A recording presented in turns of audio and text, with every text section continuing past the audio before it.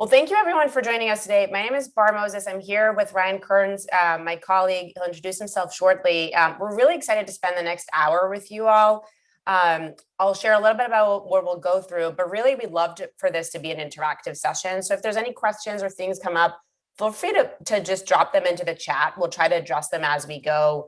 And if not, we can always follow up offline. Just quick introductions. My name is Barr. I'm the CEO and co-founder of a company called Monte Carlo. We're a data reliability platform. So we work with enterprises to help them trust their data and machine learning models. And my background has been in data the last couple of decades. A fun fact about myself that is totally unrelated is that I'm a huge Bruce Willis fan. So love all of his movies. Ryan, do you want to introduce yourself shortly? Absolutely. Thanks, Barr. Hi, everyone. My name's Ryan. I'm one of the founding data scientists here at Monte Carlo.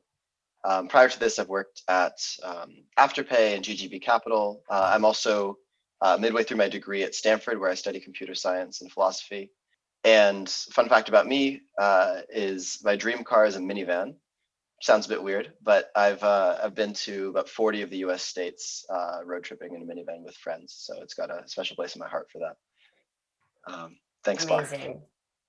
Barr. Awesome. Okay. So with that in mind, a couple of things that we're hoping to cover today. I'm going to go through a few slides here. I'll try to make the introduction pretty brief so that we can spend the majority of the time on the exercise, which I'm sure you're all excited to sort of get in and sort of dive in and spend some time on that. We want to provide with you all an introduction for what data observability actually means and why it's important for the ML community. We want to introduce some concepts like the pillars of data observability, SLAs and SLOs for data observability. And we hope that by the end of this time together, you'll have sort of a strong understanding of what data observability means and experience with some basic data observability checks that you can actually apply even tomorrow to your own data pipelines. So hoping this is sort of super practical and you'll just leave kind of with things that you can implement immediately.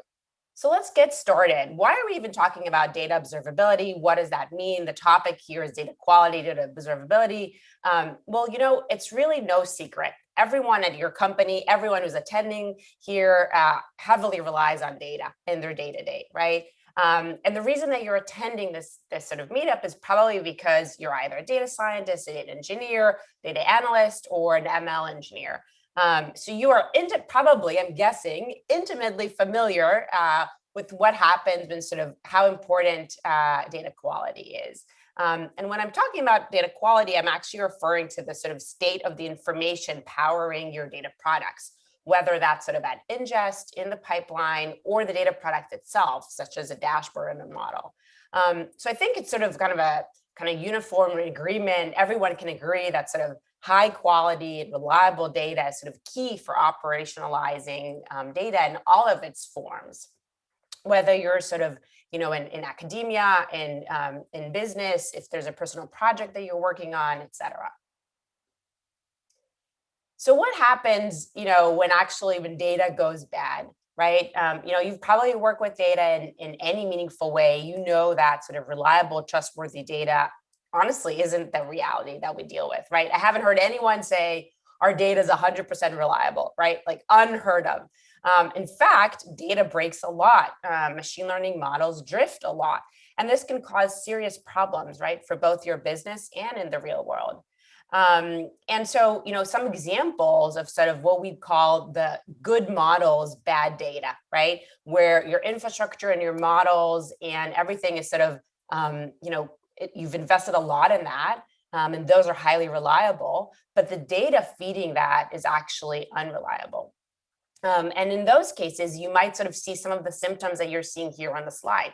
Maybe you've been notified of a data issue from what you'd call an annoyed analyst or a chafed CMO, or someone, on your finance team that actually depends on, your models potentially, depending on how production ready they are.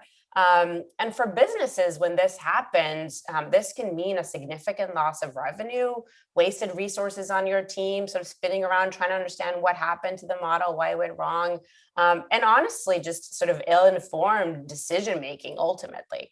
And in real-world applications, there's also grave consequences. So, For example, in 2020, a Black man in Detroit was actually wrongfully arrested and jailed after being misidentified by facial recognition software, likely due to bias issues that include training data sets that were predominantly white and male. And this just scratches the surface, right? There's many other examples that we can share here for the implications for bad data. So what can we actually do about it? One of the more interesting ideas that have been risen in the industry is actually by Andrew Ng, Stanford University professor and co-founder of deeplearning.ai, who brought to light some of these issues and actually brought a very strong opinion around the importance of data to power machine learning models. And he actually advocates in a recent paper a quite provocative idea that machine learning teams should actually prioritize a data-centric approach to training their ML models. I actually encourage you all to sort of look it up and sort of read the paper and hear the talk. I think it's quite interesting. In his talk, he says 80% of our work is data preparation, then ensuring data quality has to be the important work of a machine learning team. And so for modern teams, it's actually important not just to improve the code that we use to build and deploy our models, but also the training data itself.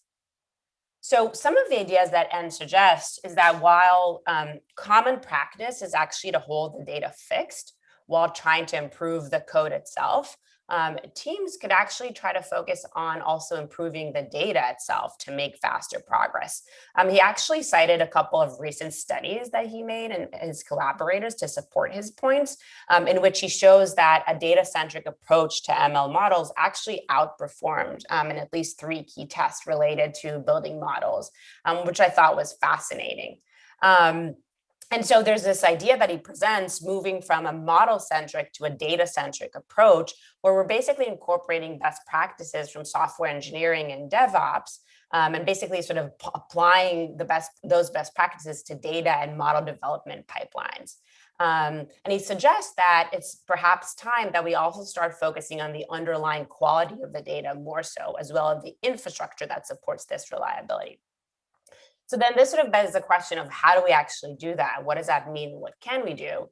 And that's actually where the concept of data observability comes in. So I'll introduce what data observability actually means briefly. So I'm not sure folks here, how familiar you are with the concept of observability in software engineering, but it's sort of an idea that has emerged and developed probably in the last decade or so, that are sort of really relied on sort of the movement around DevOps and SREs, which Netflix and Google and Slack and many other companies have really evangelized. And the idea is that as organizations grow and their underlying tech stacks powering them become more complicated, like for example, when you're moving from a monolith to a microservice architecture, it's way more important for DevOps teams to maintain a constant pulse on the health of their systems. And so observability speaks to the need of this. It's actually fundamentally, it's basically understanding the health of a system based on its outputs. And so there's a couple of pillars. There's 3 pillars of observability in software engineering: metrics, traces, and logs. And this is very well understood in software engineering. Now, the idea is that with sort of better observability and monitoring and instrumentation, you can actually understand the health of your applications. And so there's actually solutions and tools built around this idea. For example, Datadog, New Relic, AppDynamics, and PagerDuty, which empower engineers to run their applications and their infrastructure, right? Any engineering team would be crazy to try to build without something like that. And yet in data, we're doing that right now, right? We're actually flying blind, right? We don't have any observability to our systems. We have observability into the pipelines or the models itself, but not the data that's actually underlying them. What if we took this concept of observability in software engineering and applied that to data? What would that look like? Well, I'd sort of, pose that if you take data observability and you define that, that would be an organization's ability to understand the health of the data in their system, thereby actually eliminating what we call data downtime, meaning times when your data is wrong or inaccurate or broken. And so like its DevOps counterpart, data observability basically includes sort of monitoring and alerting and triaging to identify and evaluate data quality problems. And so we had sort of the pillars of observability, we had those concepts. What does it actually mean, data observability in practice? What we came up with when we thought about this question, we actually spoke to hundreds of organizations to ask them, how do you solve the good models, bad data problem, right? What do you have for data observability, if you have anything? And we actually, came up with we codified all of the reasons why data would break, all of the reasons why, something might go wrong. Maybe, there's model drift or a report is suddenly off, and we codify those into these 5 pillars. And, we believe that if you have a strong sense of what these 5 pillars look like, you can have the confidence that you can trust your data, that you can ultimately trust your model. So I'll actually walk through one of these 5 pillars and explain what they are: freshness, distribution, volume, schema, and lineage. And these 5 pillars make up what we call data observability. So the first observability, we define it as freshness. And freshness is probably something that I imagine anyone here experience. If you have a table that sort of regularly gets updated 3 times an hour and your models depend on it, and then suddenly it stopped populating for some reason. In those instances, you probably need to know about that ASAP, right? And in this example that you're seeing here, you have a table and you have these lines that show how often it's getting, these are sort of the times when the table got updated. And then there's sort of a period of time around 3 days when it's not getting any data at all. In those cases, you're likely concerned and you want to understand sort of what's happened there, right? Sort of an irregular or abnormal behavior in this case. And so actually having a strong sense of your freshness, it can be a whole slew of metrics around, is my data actually up to date? The second pillar, what we call, is distribution. Distribution is basically a function of your data's possible values and an understanding of whether those values are within an accepted range. And so in this case, for example, you can see that there is a metric that has low percentage of null values, and suddenly today the large majority of it is actually null values, which probably speaks to something going wrong. Another example here can be if you have a field with credit card numbers and suddenly you have integers in that field. Probably something is weird if you have that happening. Another example, the third pillar here is volume. So volume actually refers to the completeness of tables. So for example, if 300 million rows suddenly turn into 5 million, that's probably a change that's significant enough to know about. In this example, you can see there's sort of a significant drop in the volume somewhere between November 13th and November 15th, which probably speaks to something irregular. The fourth pillar we call is schema. And schema refers to changes in the organization of your data. So for example, in this cases, there are fields that have been deleted. The first sort of 15 here completely removed. There were fields that change from float to string. And then there's fields that change in other ways as well. And so, understanding kind of the structure when tables or fields are added, removed, et cetera, these are actually often the culprit of data being wrong. And then the fifth pillar here is lineage. Lineage is probably my favorite pillar. Don't tell anyone. But when data breaks, sort of the first question that you always have is, where did it break, right? And sort of why should I care, if at all? Is there anything downstream that relies on this data breaking? And so lineage actually helps us understand, is there anything downstream that matters, that's important, that we need to know about? Is there a model that's sort of in production that's relying on this data, or is there sort of a report that someone is using? And then also vice versa, what's upstream feeding this particular table or model that might sort of have a problem that might be the sort of the culprit here? And so these sort of 5 pillars that I just walked through, I just gave you kind of a basic example. But again, I think having sort of an automated understanding of these 5 pillars for your data, wherever your data is, all the way from ingestion to data product, should give you a strong sense of, can I actually trust this data? Who used this data and when? What feeds this data? Is it up to date? Is it complete? Being able to answer all these questions through these 5 pillars is really what this is all about. And so with that in mind, I've been doing a lot of talking here.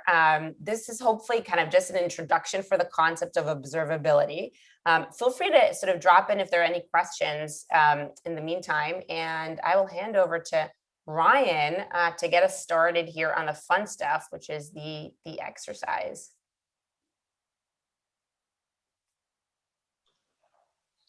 Great, thank you, Barr.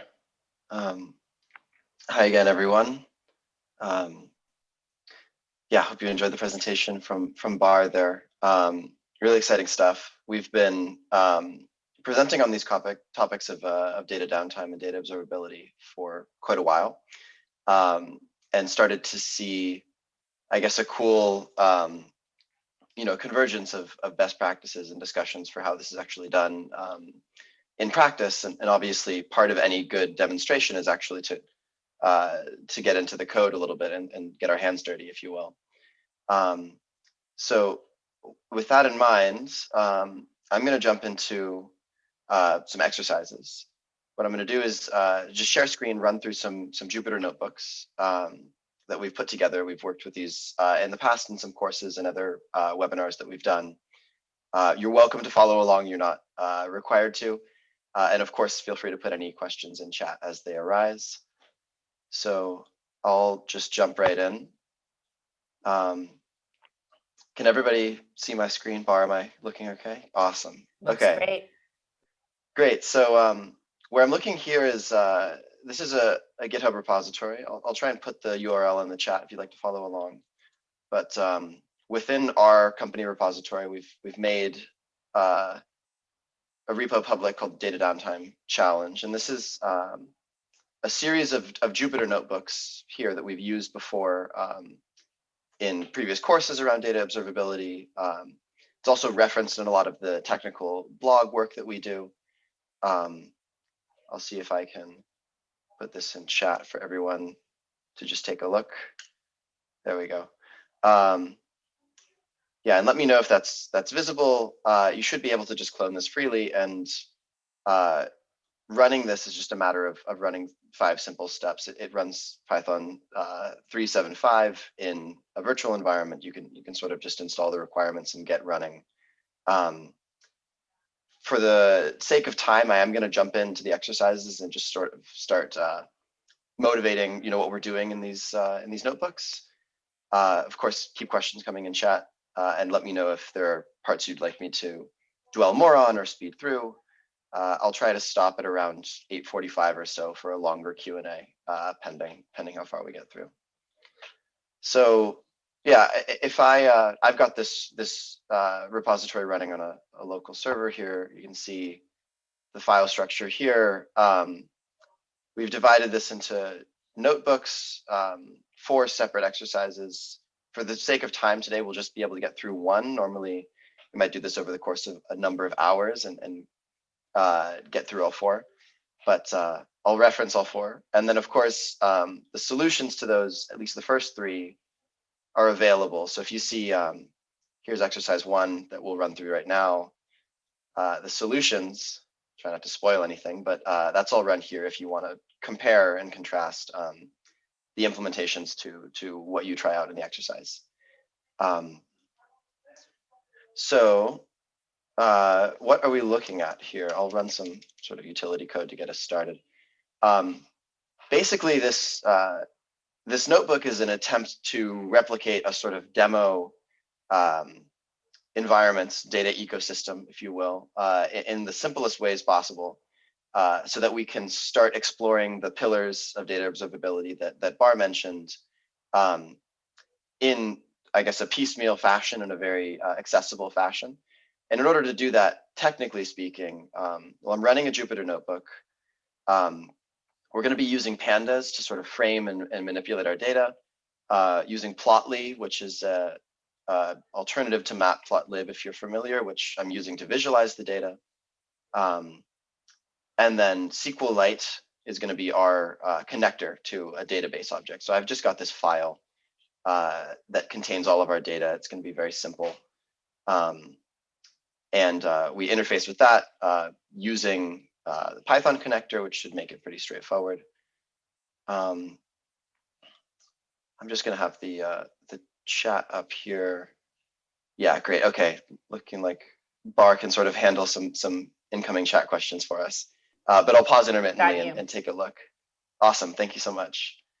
Yeah, so let's take a look right now. So within the challenge, again, I have some sample data sets to sort of make this fun and interactive. We're gonna use, I guess, mock astronomical data. Unfortunately, I did make this just using some Python scripts, so it's not actually legitimate astronomy data. Don't go making any predictions off of this. But we've sort of set up a small database for now. We've just got one single table here. Our table is called exoplanets, and it's just got information about planets that we've observed in the galaxy. You can think that we're some sort of space agency or what have you. So there are 6 columns in this data set. You've got a UUID for a planet. You might be interested in, how far away from Earth in light years. That'll be some real or float value. Also a gravity constant, so multiple of g. An orbital period, which will say like the number of days where a planet completes an orbital cycle. You've also got the average temperature in Kelvin and the date that a planet was added to the database. And this last field, this sort of time-stamped field, we're going to get a lot of mileage out of today because we can benefit in data observability a lot by including sort of metadata fields. So I'd see this as something like a metadata field, just sort of documenting when we added that record. Something that SQL does not do for us by default. So I just selected the top 10 using this read SQL query method here. You can see we've got a bunch of IDs, a bunch of distances, and then you will notice that we're okay with certain values being null or incomplete, maybe for some number of reasons. Maybe for this planet, we just can't calculate the gravity, we don't know the temperature. But notice, IDs typically we'd expect to be non-null. You can already maybe start thinking of some other constraints you might want to set on the quality of this data. For example, temperature in Kelvin can't be below 0, which could be something interesting to check, not to get ahead of ourselves. Hey, Ryan, there's a question here in the chat, someone getting an error. Oh, let's see.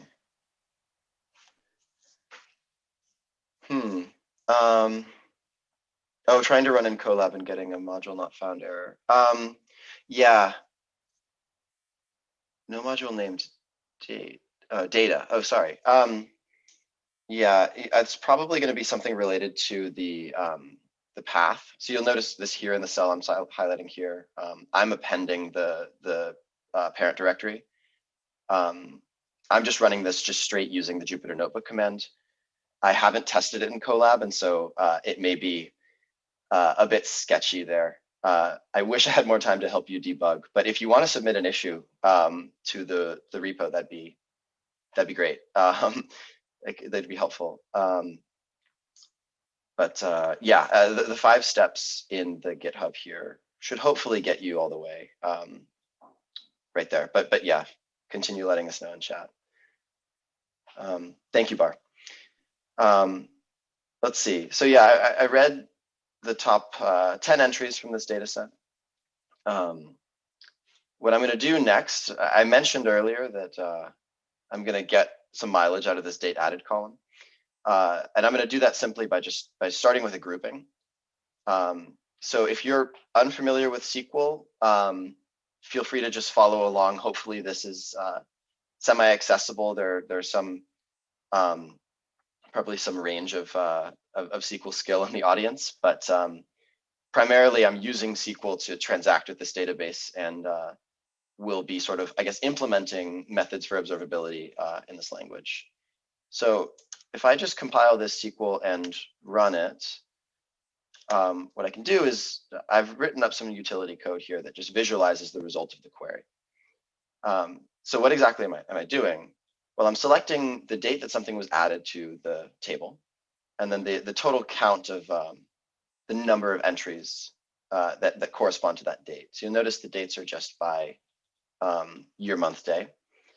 And so if I do a grouping here, grouping by the date added, we can see here, on, for example, January 16th, 2020, we added 103 new entries to this table. And so why is this interesting? Well, it may not be interesting that this number, changes from day to day and averages around 100. But as Barr was saying, one thing we want to look at initially is the freshness of data in a table. And so I'm particularly interested in cases that look like this. And so you'll notice that here we're on January 31st, we add 94 new entries, and then we get this sort of chasm here, or we come back on February 8th adding new entries, but we've got about a week of missing data. And now this can happen for a number of reasons. Maybe we went on vacation or turned our satellite off, but maybe we actually have an issue with our data pipeline. And we can actually reasonably expect that, given, we've got entries for every single day, and then we've got this 8-day outage. If I'm a data scientist and I look at this periodicity and then this break in periodicity here, well, I might be interested in detecting this.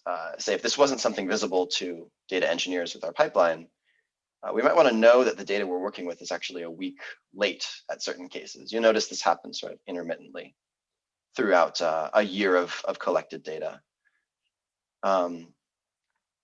So these exercises are intended to be interactive. I sort of copying a style I've seen in coursework, actually in university. There are these sort of your code here blocks, and I intend these as to be sort of pedagogical to try and interact with this database and see if you can sort of figure out how to get certain things off of the database. Kind of learn certain things about observability in this context. And so for the first exercise, it says try writing some SQL code that returns timestamps for when freshness incidents occur. And I'm, as I said earlier, I'm thinking of stuff like this, this 8-day, 7-day outage as an incident in our table. That we'd be interested in detecting this using some sort of algorithm or SQL query. So for the first exercise, well, we can start actually by just using the query that I used above as our starting point. So what I'm going to do is, and again, if you're following along, feel free. It should be able to run. You should get sort of a nice correspondence between what you see here and what your output looks like. So once again, we have a row entry for every day the data comes in, and sort of a starting point towards a more generic query that detects freshness incidents. I'm going to pause for 30 seconds to check for questions. Barr, how are we looking in the chat? Looking good. There's 2 questions. One, if we can speak a little bit about Lineage, we can talk about that a little bit later if that's easier. And then the second is, how would you deploy these data quality checks in production? Nice, yeah. Two good, I guess, leading questions. Yeah, regarding Lineage, well, Lineage is a complicated one. Actually, you may notice if you go through all 4 of these exercises, Lineage is not something we look at super in depth in SQL. It's actually a bit difficult to do the sorts of intelligent, I guess, mapping of a data lake or data warehouse using pure SQL. And for that reason, we sort of keep it out of these exercises. But yeah, Barr, I suppose, are there sort of technical approaches to Lineage that you see as standard or desirable? Or I guess it's the most complicated pillar. It's the most holistic one. We always talk about it last for that reason. Yeah, it is. It is the most complicated and also the most powerful one. We always find that actually Lineage by itself is honestly like not valuable. It's sort of like candy that people really want. Actually, the power of Lineage is when it's combined with these data quality checks like freshness and volume. So you can understand there's a freshness problem here, and here's everything. Here are all the sort of the assets that rely on it, and here's all the assets that are feeding it. We think about Lineage in two levels, or maybe there's three levels. There's like job level, which is probably sort of the most sort of common out there. Then there's table level and field level. At Monte Carlo, we've invested a lot in making ways to actually automatically reconstruct Lineage for our customers. And so we help folks actually automatically map table and field level Lineage across your data lake, your data warehouse, your BI, your ML model. So happy to chat about offline about how we actually do that. But yes, it is probably a little bit too complicated to cover in a quick Q&A session. But it's definitely sort of a super interesting topic. Great, thank you so much. Yeah, that's a great answer.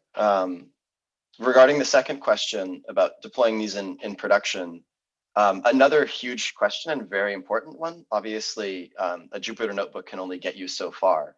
And so we intend these as sort of a sampling, but obviously they're not getting you all the way. I could say a lot about that, but I will say, I think, two things that I would distill as important from getting from, I guess, here to the production case. One is that you've got to be real careful with your hyperparameters. Actually, if you get all the way to exercise 4, we start talking about how to sort of operationalize this in a machine learning context. But when you've got one table and it looks like this, I can be quite naive to basically say, well, the data here is more than 2 days late, and I'm just going to consider that an incident because I can see the data prior and I can recognize the pattern. Obviously, human pattern recognition is not going to get you so far when you've got tens of thousands of tables in an environment. So you need to start getting intelligent with machine learning to discover, the right thresholds for detecting incidents, sort of raising alarms. So that would be my first kind of key takeaway, is that the hyperparameterization and the machine learning sort of implementation is important. And then my second would just be sort of I guess an annoying note about having to do this in a Jupyter environment. You notice that this data is all sort of retroactive. What I mean by that is I've already got a year's worth of data. This is just sitting on a static database file. And that's really not how modern pipelines work. So you have kind of streaming data, or at least you have batch data that's coming in real time. And looking back, it might make sense that this was an incident, right? But in reality, you're going to see this happening in real time. It'll be February 2nd and there'll be no new data for 2 days. And you'll say, well, is that an incident yet? Should I wait longer to detect that? Or am I already convinced that I need to sound an alarm or notify a data engineer that the pipeline is malfunctioning? So there's some complexities with when you do this in a real-time setting, and you'd have to kind of modify the algorithms for that. So that would be my 2 points. I wish I could say more, obviously, but time constraint. Yeah, just seeing where we are on the clock, I'm going to sort of run through the rest of this exercise to show you kind of a taste of what these exercises are. Obviously, they're available for free, and you've got the solutions on hand, so you can go through these at any pace you'd like. And of course, very happy to, again, take issues with the repository or hear feedback more long form if you're interested. So for my next I'm sort of assembling this this freshness detector query by pieces. Next thing I want to do, now that I've got the date and the rows, is I want to know the previous date where data was added. on the second, I'd like to know that we had data on the first, for example. This is sort of a step towards understanding the delay between updates on certain days. And the way I'm going to do that, again, is a SQL concept using a window function called lag. And I'm also going to do something that I do a lot with production SQL, which is an alias. So I'll call this row counts. This is going to be, if you're familiar with SQL, this with and this as allow me to sort of make a query happen and then alias it as sort of a transition table. So I'm going to put that here. I've created this new table kind of within the scope of the query called row counts. And then I'm going to select actually from row counts. So what I want from this is, I want the date, and then I'm going to lag. So I want the previous date added. And you need to specify whenever you use a window function that I want to order this by the date. We'll call this, what did I call it? Last date added and rows added from row counts. So if I run that, you should be able to see correspondence here back and forth. Now my query is getting more intelligent. So now I'm looking at the rows added on a certain date and also the date where data was previously added. So comparing these adjacently is one step. What we're asking for here again when we're talking about freshness is how up to date is my data. And this is sort of implicitly giving you that, on the second, my latest data was on the first. So you sort of got data that's 1 day old on that specific date. Now, sort of moving a bit fast, I apologize, just given our timing.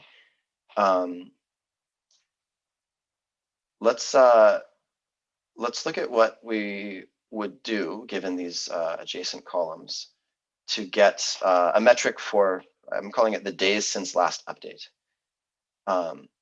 This is going to be unfortunately different in like every version of SQL that you would use. But what I can do, if I already have this query that I just wrote for you guys, if I want to use this, well, SQLite has this Julian day keyword. And so I'm going to use this actually when I cast this to a Julian day. I think it's the days since the epoch or something. But basically, this kind of function allows me to subtract and get sort of time differences. And you would do this differently if you were querying within a Snowflake environment or MySQL or what have you. So I'm also going to do that for this guy. I'm doing this computation twice because if I wanted to do it once, it would be more code, but obviously this would be more efficient, written slightly differently.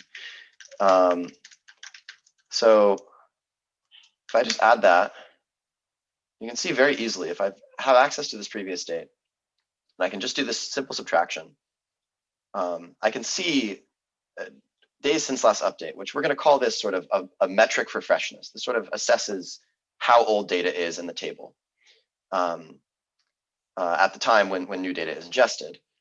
And you'll notice that all I'm doing are some pretty simple transformations of this date added column. And I'm getting some interesting insight into how healthy the table is. So this is a theme that you see a lot when we talk about data observability, which is that if you pick the correct metadata to track, if you sort of, I guess, weaponize the metadata in the proper way, you can really unlock a lot of context and a lot of kind of fodder for automated checks and quality testing to make sure that things look nominal in your environment. And this is just one of those such metrics, the days since tables updated. I think since we're really close to the end of this notebook, I'm just going to run the last sort of tutorial query, and then take a few questions about this if people have them. And then I'll show a couple more resources we've got in addition to the GitHub repository to sort of explore this further. So what I want to do is, well, originally we wanted to detect freshness incidents, dates when we have previous data more than a single day old. Now we notice that we're basically all the way there. I'm not going to be very intelligent here with the sort of algorithm for detecting, but what I will do, let's say I can take this query. So I'm going to take this query. I'm actually going to alias twice, so I'm going to nest this.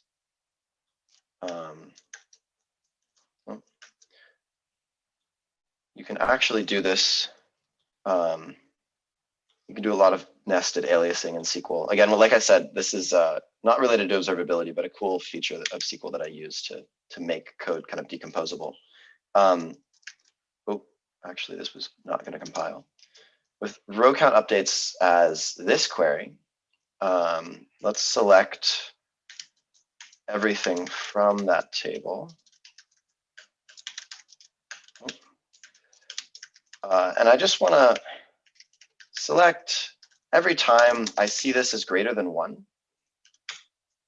There are a couple days in our training set or test set that exhibit that. So you'll notice this is the first one I told you about. On the 31st of January, we didn't get any data after that until the 8th. And so when we look backwards from the 8th, we notice all of a sudden, okay, it's actually been 8 days since I saw data in this table last.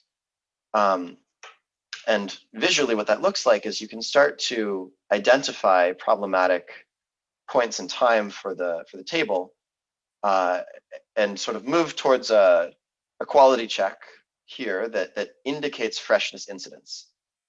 And so when we go through this this notebook and we get to this result right here, this is sort of our first pillar of data observability, our first attempt at practically understanding what a downtime incident for freshness would look like. If you go through the future exercises, which unfortunately we don't have time for here, we'll look at what distribution outages look like, spikes in null rates and duplication events where the distinctness of a column value might have unexpectedly, which would tell you that you've duplicated a bunch of records, and a whole host of other kind of canonical problems like that in data environments. So, hey, Ryan. Yeah. Sorry to interrupt. We have a couple of cool questions. Do you want to pause to take a look? Absolutely, yeah. I guess I can peruse the chat. Let's see. Are there any highlights that you've got for now? I'm going to look through and read. Yeah, probably the last one. We can start with the last one. Okay, this query gets quite complex and nested. How do you suggest to run this on really large data sets? Great question. Yeah, you're probably picking up on something I did. Actually, a lot of things I did, which may not be like good production practice. This window function is computed twice, which is doubly expensive. I could just sort of I could alias this and then access it later. Yeah. In general, I'm, yeah, indexes or partitions. Yeah. SQL is a complex language to use for like really kind of, I would like pipe queries, I would say. Actually, a lot of what we do in production, without getting too unreasonably specific, we do a lot of scaffolding kind of in Python to have different classes, corresponding to different aspects of the query, and we sort of pipe data through those. Sort of a trade-off where if you decompose stuff into other languages or sort of build infrastructure around them, you might sacrifice performance, as opposed to a couple 100-line SQL query that you can just run out of the box and say Snowflake. It's a trade-off. Yeah, the nesting also, I could change this nesting, and I could do this sort of sequentially instead of within within. That's actually mostly for the speed of the exercise. So this is not the only way to do it. And then the group by global operation. Yeah. Yeah, so there's a lot of intricacies with like SQL performance here that I unfortunately may be out of scope, but yeah. Let's see. Yeah, you could compare distance loss update with expected update frequency, some accepted deviation. Yeah, you guys are kind of jumping to the next steps that I think are great to think about here, which is that this is really not ML. This is some very basic naive decision tree stuff that's going to cause you a lot of false positives if you were to deploy this, for example. So yeah, you're keying into the right stuff. Actually, I'll just point out before we kind of jump to a more general Q&A, not only do we have the solutions here that you should be able to sort of just see the queries kind of written out for you. Also in the fourth notebook, I'm skipping way past a bunch of other pillars, but we do start talking about machine learning sort of towards the end of these exercises because you notice I said, if you're just kind of filtering naively on the day since last update, you get a lot of false positives. If you're interested in sort of standardizing that in the best practice ways as a machine learning engineer, you want to be looking at metrics like precision recall and F-scores for various different algorithms that'll help you kind of set the best parameters for a machine learning sort of production model. And sort of last thing I'll point out is that in addition to these exercises, which once again, yeah, Barr has linked the GitHub again, right here.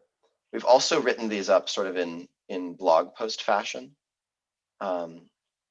So if you go to, I think these will be in the slide deck. So if the slide deck is made accessible, you should have all these linked and should be able to access.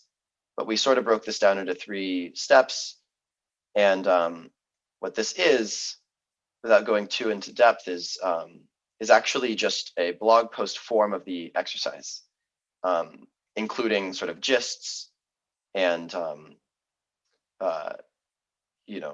samples of the table, and also the SQL that I used to get to the results, and sort of talks through that in a conceptual form. This one is just about freshness, and I think, yeah, distribution as well.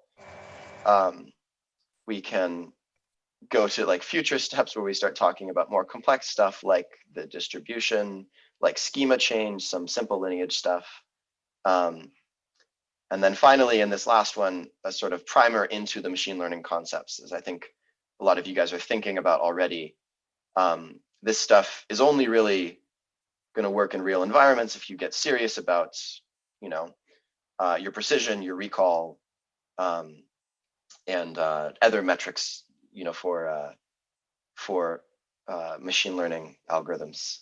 So yeah, there's a lot here. I apologize for like dumping all of this, all these exercises and blog posts all at once. But I hope that if you're very interested, that you've got a lot to explore if you want to take a look through these other notebooks and blog posts. So yeah, I'll stop sharing here. And Barr, maybe pass it back over to you to handle some general Q&A. Yeah, for sure. That was great. Thank you so much, Ryan. I will share sort of the slides here for summary, but just to kind of level set, there's actually a full 4-hour course that goes into just a little bit of depth into each of these 5 pillars. And so the goal in this sort of hour was really to kind of give you all just a taste of what the first pillar looks like for freshness. And obviously it's a lot to kind of do in an hour, but hopefully this kind of gives you a sense of kind of the importance of this and also how you can apply some of it. We've shared some materials on the chat in terms of the written, the blogs that we wrote to supplement this. We'll also follow up after this. We'll connect with the organizers and try to send you all both the slide deck that we used as well as all of the links and the materials that we've shared. I'll just pause there for a second and share my screen for just the last the last part here. Can you all see my screen? Slides? Looking good? Awesome. Mhm. So just to recap the key takeaways, we sort of believe here at Monte Carlo in kind of a data-centric model development. And, I've been excited to see sort of Andrew Ng and others in the industry talk more about this importance. We think the key to solve this is really building on data observability to help us gain a stronger understanding of the health of our data. In order to apply this, there's a lot that we can do manually. There's a lot that we can do one-off, but truly we need to lean here on automation and machine learning, which we go into more depth in sort of some of our longer courses as well. It's really sort of the key to driving this at scale and in production, which a few of you have very wisely pointed out.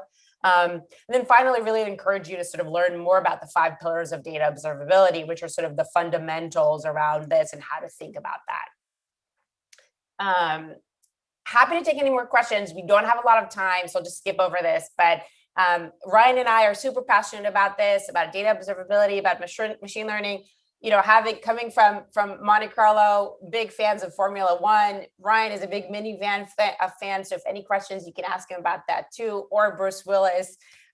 Generally, would really love to chat with folks who have an interest in this, so feel free to reach out. Some of the resources that we discussed. So we have sort of a 3-part blog post here. Part 1 is introducing data observability using SQL. Part 2 is how to actually build your own anomaly detectors using SQL. And then finally, data monitoring at scale with both SQL and machine learning. So this is sort of an introduction to this. I will also refer you to our blog, actually, montecarlodata.com. Our blog has a ton of resources covering these topics. And finally, we'd love to hear from you directly. So feel free to email myself or Ryan with any questions, suggestions, or anything that we can improve. We fundamentally think this is one of the most important topics in the data industry, if not the most important topic, and it's really going to take the entire community to solve it. And would love to hear folks' thoughts. So with that, I'm just taking a look at the questions here that we have. It looks like some folks have opinions on best Formula One driver and best Bruce Willis movies. For folks sort of tracking, there's been some action the most recent weekend. If anyone sort of follows Hamilton or others, it's been pretty action-packed recently. We're definitely tracking. And we will post all the links and the materials if we can share after. So thank you so much. Thank you so much. That was a really good presentation. Thank you so much. Yeah, absolutely. Is it possible to follow up with everyone offline and just share the materials? Would we be able to do that? Absolutely, yeah. So I'll be reaching out to you both after the summit, and we'll get all of the resources in a repo, and then we'll be able to share them. Perfect. All right. Sounds great. Awesome. Thank you so much, everyone. Please look for an email from us for the video as well as the slides and the recording as well. Awesome. Fantastic. Any questions, feel free to reach out to us. Wishing you all no bad data, but if you do have bad data, we hope you can catch it early. See you later. See you, everyone.